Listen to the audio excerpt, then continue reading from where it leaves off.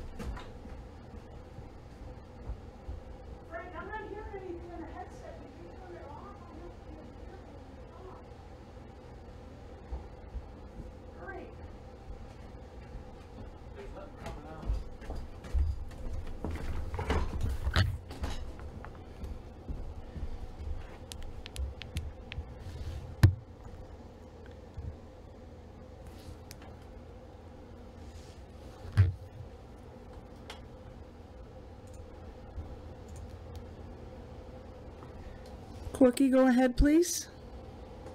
Okay. Hopefully you can hear me now. I'm going to be talking about Doc Adams, the important roles that he played in his lifetime, and the push that's going on to get him into the Hall of Fame. So when I started my vintage baseball career and started doing research, Doc was one of the people I happened to research, and someone that I've been kind of modeling my vintage life after, if you will. So very pleased to be able to bring you this information. So we'll talk a little bit about Doc, his early years before baseball.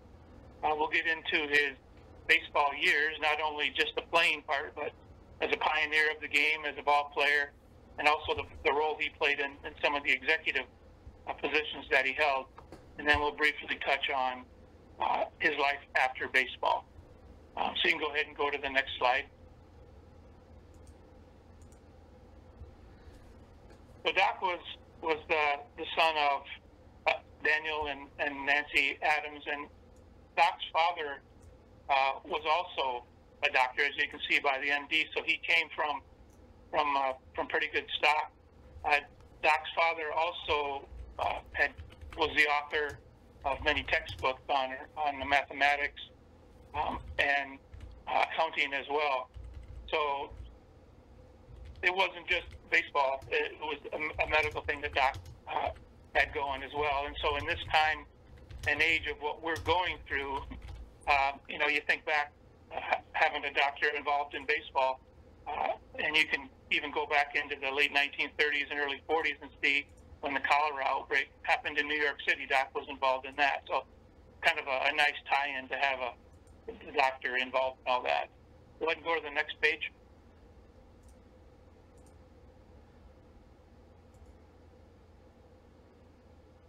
The next slide, please. There we go. So this is an interesting letter that came from, or that the Doc from his sister, and it predates what we would consider Doc in the baseball years, 1832. But you can see from it Doc's involvement with a bat and ball game, if you will. His sister writing to him that she hasn't had a chance to play with the bat and ball that like he had asked her to. So there's involvement very early on with Doc in that. So in 1835, he graduated from Yale. 1838, he graduated from Harvard Medical School. And then in 1839, he set up a medical practice. And that's kind of when he began playing baseball. But it was with the New York Baseball Club. It wasn't with the Knickerbockers yet. You can go to the next slide. So here's another a letter, and the importance of this one is, at least to me, somewhat significant. And it's a letter that would give you the impression that Doc was considering leaving New York and going to Springfield. And his dad's comment, that he probably made the best decision.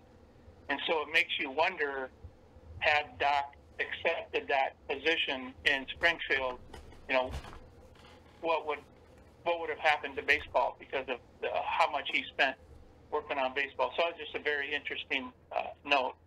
You can go to the next page. So now we're getting into the baseball years for Doc, and we mentioned that he really got a start in 1839 with the New York Baseball Club, but it really took hold when he became a member of the Knickerbocker Club. And the Knickerbocker started in 1845. Doc joined shortly thereafter, and in his first year was actually elected to be vice president of the club. So they knew he had some experience, and they obviously made a very good choice. And then in 1846, played in the first games that were held at Elysian Field in Hoboken, New Jersey.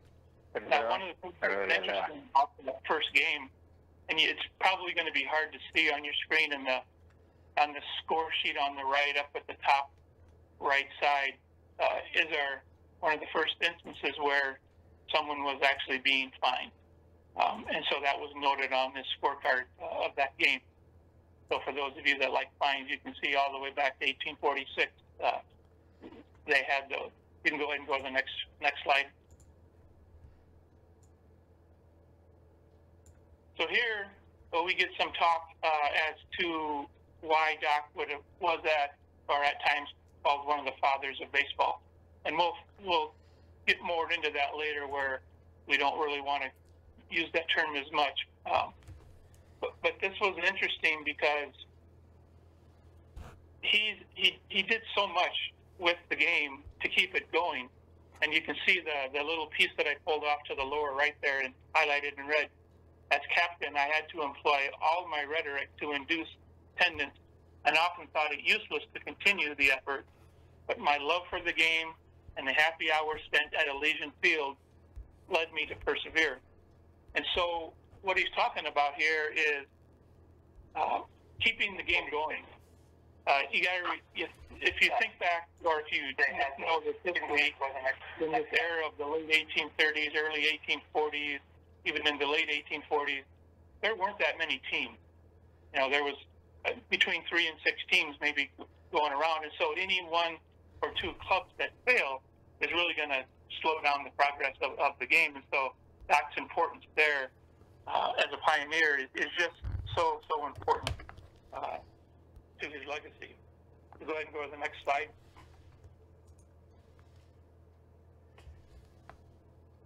And so he also got involved with equipment. He made baseballs, as a matter of fact, as part of that push to keep teams going. In order to keep them playing, he would make baseballs and bring them to them for them to use. And he searched high and low until he could find someone that he could get to make the covers for the ball. That's the hardest part. As a ball maker myself, I can vouch for that. But he talked about how he would use, stuffing 3 or 4 ounces of rubber cuttings, and he wound it with yarn, covered it with leather. He did that not only for his team, but for other teams. And his involvement from the bat was one that he actually oversaw the making of the bat to make sure that they were meeting the specifications of the era, with not only the barrel size, but the taper. Go ahead and go to the next slide.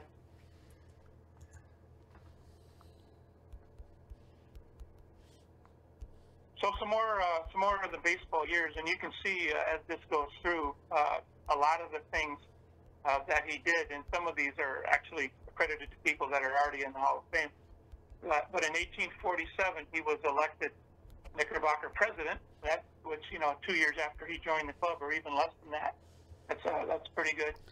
He was named chairman of the Rules and Bylaws Committee in 1848, and in 1849, this one was very interesting. There wasn't a shortstop position before that.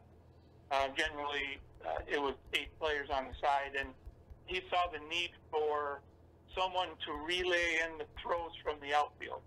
So it wasn't a shortstop position as we know it today, but one where actually played more towards the outfield.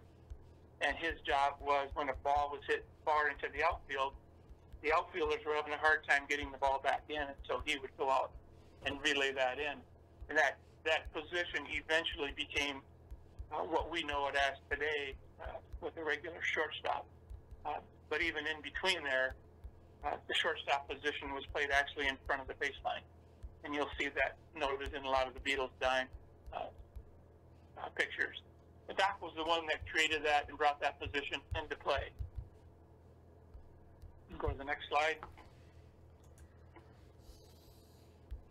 So this is an example of a little bit of some box scores just to show Doc's involvement all the way from, and this is the box scores here in the 1850s as the game really was starting to progress.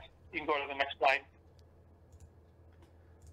I don't want to spend too much time here, but some of the neat things actually, I guess I should say it is a pretty decent thing. In 1857, he was elected president of the baseball convention, and this was the first year that they were standardizing rules for all clubs. And there was, by this time, there was 16 or more clubs in the area. And so instead of having clubs with their own set of rules, or 2 or 3 set of clubs having their own set of rules, now we're going to put together a set of rules for all clubs to play by. And Doc was elected the president of that convention, which was a big thing given it was the first time that they tried to do that. You can go to the next slide.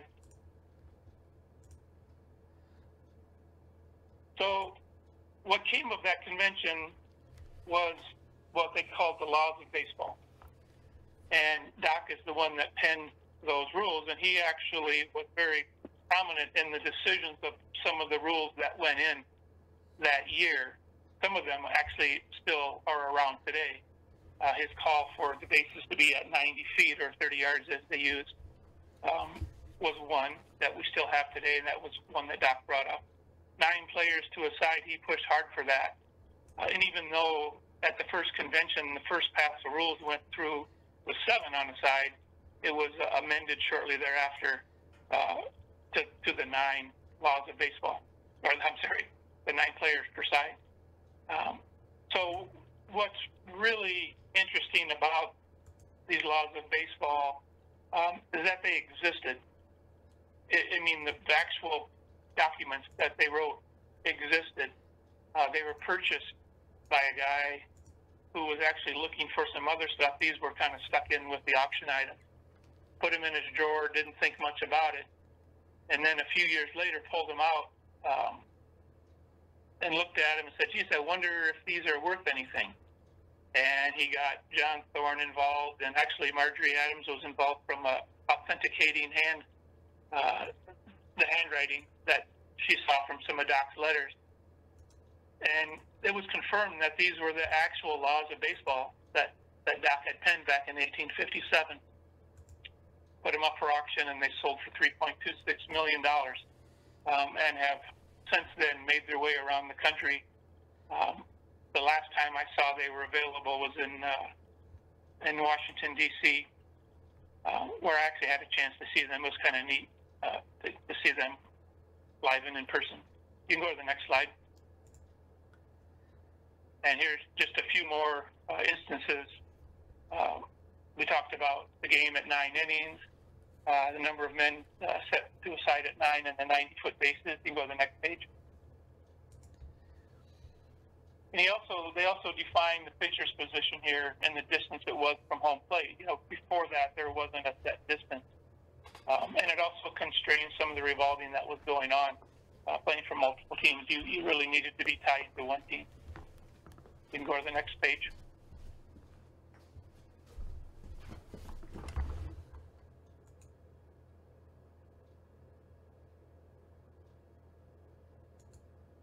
I'm not sure that was the next page. Okay, yeah, there we go. I don't know why mine's slower. So in 1858, he was also elected chairman of the Rules and Regulations Committee, and this is where they actually started the National Association of Baseball Players. So in 1857, they weren't under that association yet. 1858 was the first year of doing that. You can go to the next slide. Now we get into what's called the fashion race horse game. this was really what we would have considered an all-star game. And it can be called the first all-star game. It was between players from New York and players from Brooklyn. And back then it wasn't, everything New York and Brooklyn. It was that those were the designations of the two teams. Now, Doc's involvement came not as a player here, but he actually umpired the third and final match. You can go to the next slide. They've actually got a game ball out at the Hall of Fame, which is kind of cool. As you can see, they go both those balls, and so it's really hard to tell what kind of a ball it was for sure. But you can see here the box score from that game, the third and final game, and Doc's noted there as the umpire for that game. And so to get picked to be the umpire of a kind of a deciding game of an all-star game, that was pretty good recognition of Doc. And one other neat thing about this game, not so much about Doc, but it's the first time that they charged admission for a game. Was this Passion race course set of games, and the attendance was around 10,000 people. So it was a pretty big deal back then. You can go to the next slide. And again, here's a little bit more about that Passion race course game. You can go to the next slide. So this picture is pretty popular amongst the vintage crowd. It's a picture of the New York Knickerbocker Club and the Excelsior Baseball Club. And for those of you that were paying attention at the very beginning when I was on the screen and you saw the uniform I was wearing, this is the picture that I used to model that uniform. And if you look at the fourth person from the left with the beard and his arms folded, that's Doc Adams, who played in that game. They say this is one of the first and oldest picks where they were able to get both clubs involved in the picture. It was pretty neat picture from 1859. You can go to the next slide. So there we go. So we've gone through Doc playing somewhat, and now it's time. He decided it was time for him to kind of call it a career, if you will. So in 1862, Doc had resigned, and so you can go ahead and go to the next slide. They recognized Doc, the Knickerbockers did, with this letter, and in the letter, they referred to him as the Nestor of ball players. And for those of you that aren't familiar with the Greek history of what a Nestor is, he was the king of ancient Greece, very wise and a very trusted advisor, and that's how highly they thought of Doc. And if you kind of pay attention in the letter, you'll notice there's a comment there that says, "Oh, by the way, playing commences on the 21st," meaning if you're just kidding, come on back. We'd love to have you. Go ahead and go to the next slide. And that next slide here is the plaque that they gave him to recognize him as the Nestor of the ball players. So go to the next slide, and we'll get just very briefly into the post-playing era. Now, Doc spent 17 years with the Knickerbockers. You can go to the next slide.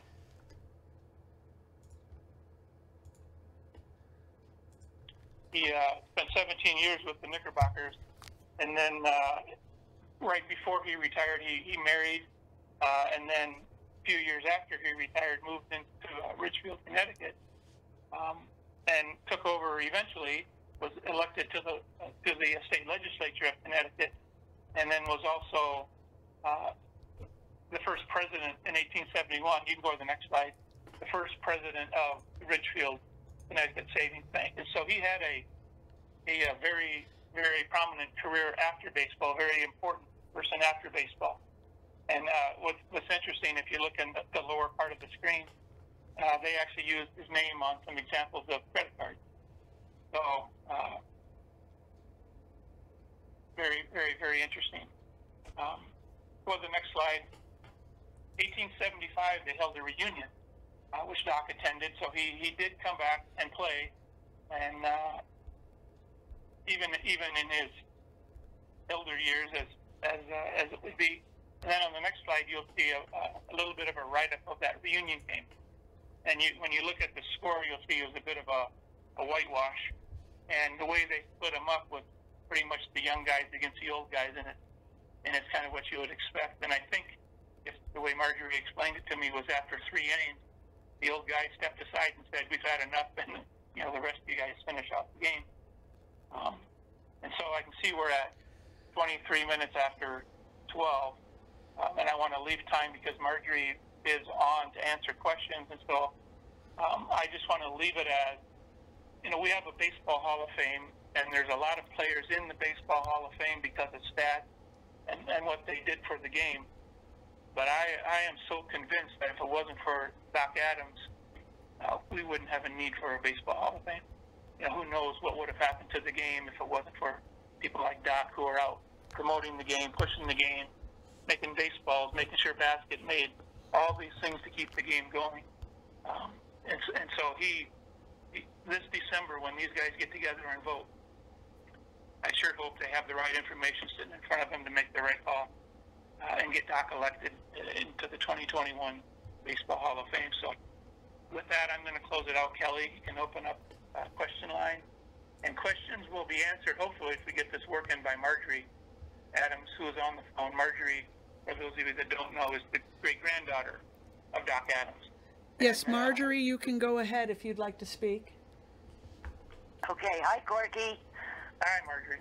Hi, that was terrific. You hit it out of the park. Thank you.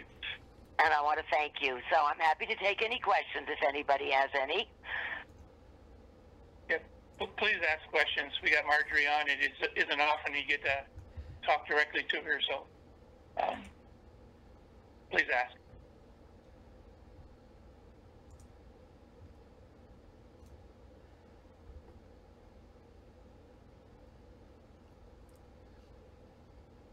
Well, while we're waiting, I just think it's always interesting when I studied Doc that after he retired from baseball, and except for the reunion game, he didn't talk about it. He just went on with his life.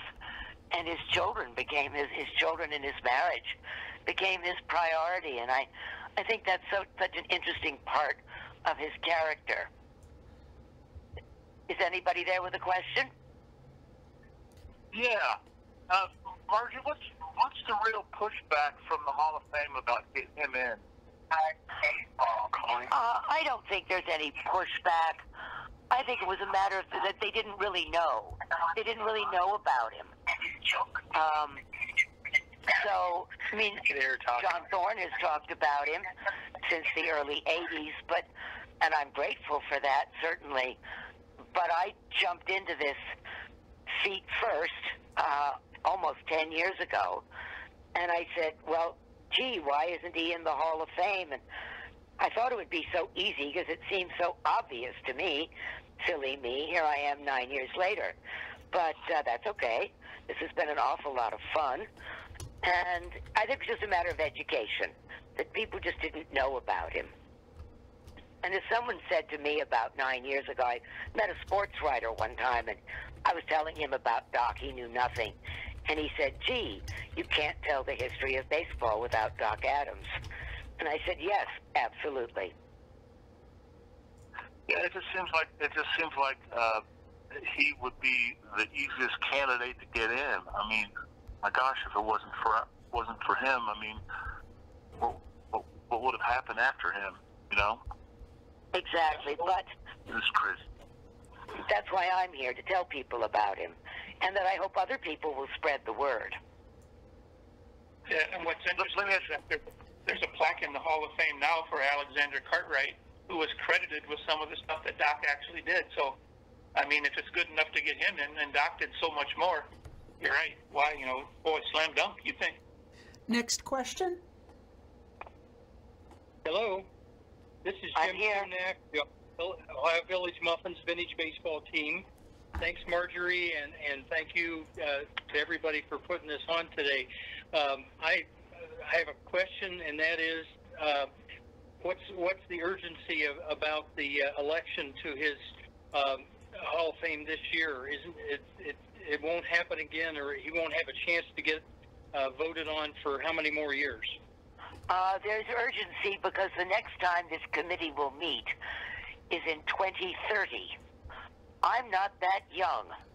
So statistically, I probably wouldn't be here for 2030. So I want to get it done this year. I've been at this for 9 years, and it's time. Doc's waited since 1862. I think it's time. Don't you? Yes. Thank you, Marjorie. Okay. Thank you. Thank you. Muted. And thanks, Corky. Oh, you're welcome. Yep. Any other questions?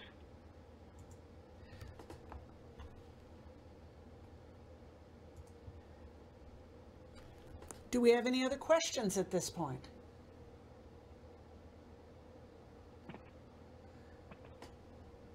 Well, thanks, everyone. Spread the word. Thank you, Marjorie, for all your help with this. Oh, thank you, Corky. You were great.